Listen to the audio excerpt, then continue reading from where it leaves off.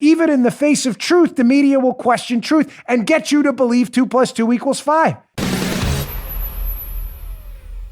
Here's an example. This is an interview CBS conducted with Attorney General Bill Barr. These clips are long, but they're worth your time because it shows you how the media can't accept even basic facts. Ladies and gentlemen, I do not recommend the use of the military on our streets now. I don't. Unless there is a tragic situation where there's no other alternative, I don't recommend that. I've been crystal clear. I think it's a really bad idea. Having said that, the ability of the President of the United States to deploy the United States military and the National Guard, both, on our streets during civil unrest and emergencies is indoctrinated into the law. It's called the Insurrection Act of 1807. If you even read it, it's clear as day. This reporter at CBS can't accept that. She's interviewing Bill Barr, who's been great on this, and she's just sitting there trying to gaslight you, pretending like this isn't real. Check this one out. I think our position was common, which was that they should only be deployed as a last resort, and that we didn't think we would need them. I think everyone was on the same page. Do you think that the president has the authority to unilaterally send in active duty troops if the governors oppose it? Oh, absolutely. Under the Anti-Insurrection Act, the president can use regular troops to suppress rioting.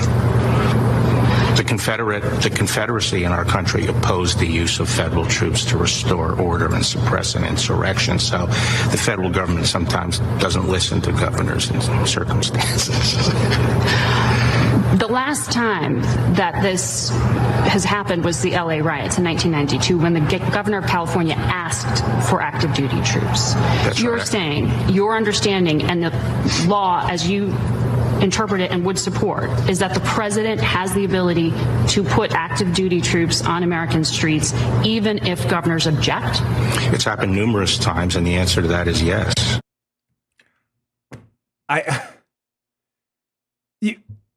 Is this woman a dunce? So you're saying that your interpretation, there's no interpretation. The Insurrection Act of 1807, reading from my phone right here, it could have taken her 2 minutes to read it, empowers the President of the United States, I believe that's President Trump, last time I checked, to deploy U.S. military and federalized National Guard troops within the United States in particular circumstances, such as to suppress civil disorder, insurrection, and rebellion.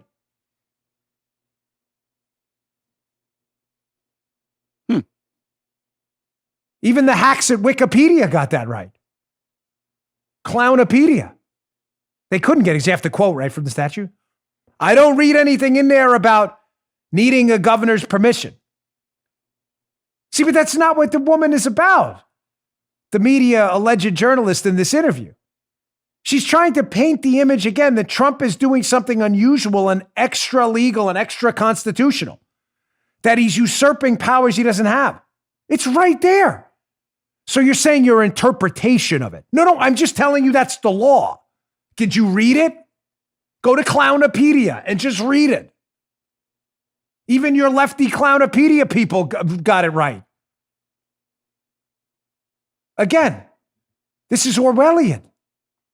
You can read it clear as day that 2 + 2 = 4 empowers the president to deploy the U.S. military for insurrection, rebellion, and emergencies. No. It doesn't say that. It doesn't say that. It says, I mean, did she eat like a marijuana brownie before this interview? You're saying that's your interpretation of it. No, I'm saying that's how it reads. But again, this is the media's 2 + 2 = 5. Trying to disconnect you from the realities of what are happening right now to confuse you and create total chaos. Here, this interview goes on. This is a little long. Again, the president again has to be painted as a tyrant all the time, despite the fact that he's been committed to law and order in this from the start. The walk outside of the White House, which I strongly support, taking back that street. I have inside information from my friends that it was devastating what was going on there. That street was going to be cleared. Remember the president walked out in front of the church that they attempted to burn it down the night before? Everybody remembers that, right, Joe? You saw it. Mm-hmm. Yeah, man. President walked out there, took back control of those streets.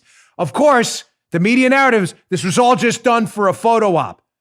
Quick on the split, including that dipstick at Washington Examiner, that Jay Caruso. I got a Secret Service. Yeah, okay, Jay, hard pass. Whatever told you that is totally fudging the numbers on that.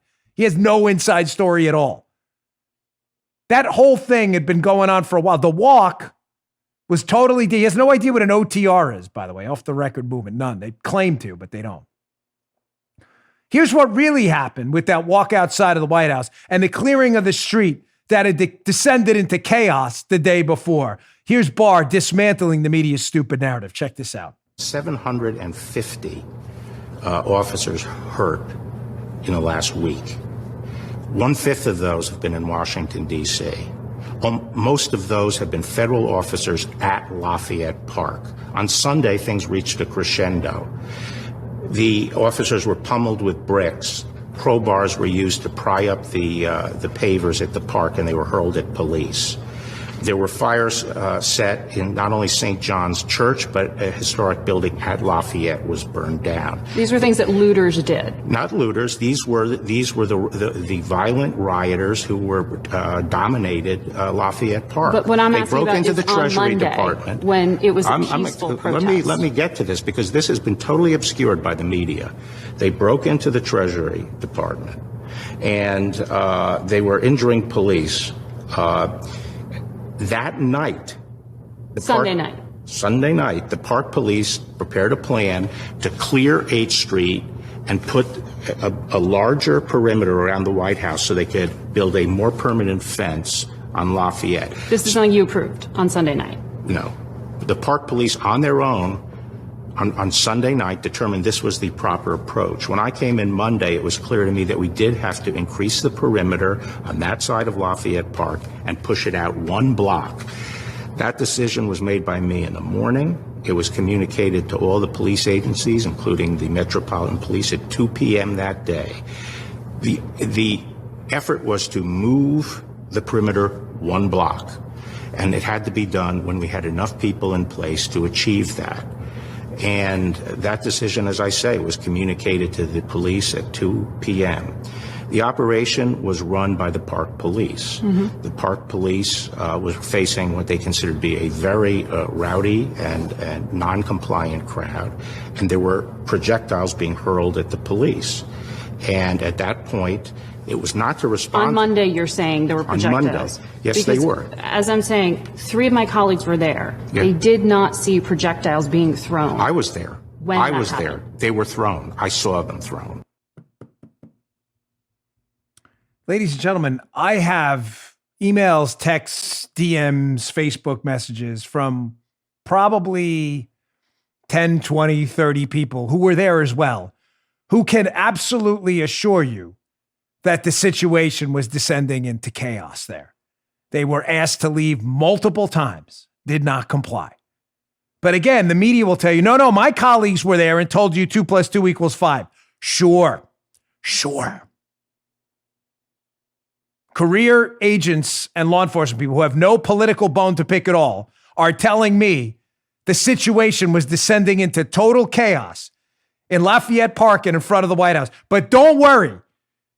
A 19-year-old journalist intern with a degree in Middle Eastern basket weaving from East Tuna Fish University, their law enforcement, they didn't see anything. Sergeant Schultz style. The media is all in on it, folks. We're in a post-truth era. You just heard the Dan Bongino Show. You can also get Dan's podcasts on iTunes or SoundCloud and follow Dan on Twitter 24/7 @DBongino.